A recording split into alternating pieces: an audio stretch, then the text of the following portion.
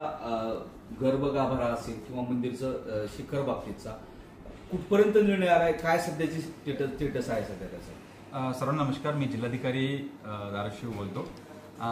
आई तुळजाभवानी मंदिर संस्थान याचे अध्यक्ष म्हणून पण ही जी गोष्टी मला तुमच्याशी शेअर करायची आहे.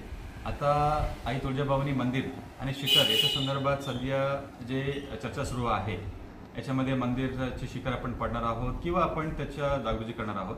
याच्या संदर्भात मी सांगू इच्छितो की याच्याबद्दल आपला राज्य पुरातत्व विभाग तसेच त्यांच्याकडून पाहणी होत आहे आणि ऑलरेडी काही मंदिराची परिसरामध्ये डागडुजी आणि दुरुस्तीचे काम सध्या सुरू आहे.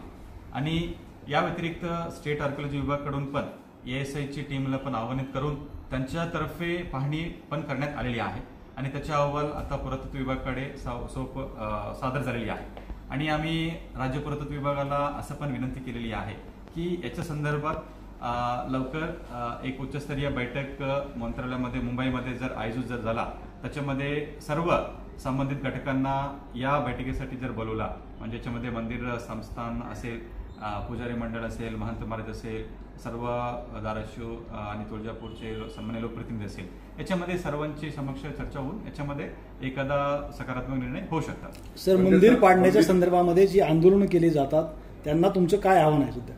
त्याच्यामध्ये मी सर्व नागरिकांना, भाविकांना हीच आवाहन करू इच्छितो की आपण कुठेही अफवावर आपण विश्वास न ठेवता मंदिर संस्थांचे आणि महाराष्ट्र शासनाचे अधिकृत तुम्हाला जेव्हा निर्णय घेण्यात येईल तर तेव्हा आपण सर्वांना योग्य पद्धतीने आपण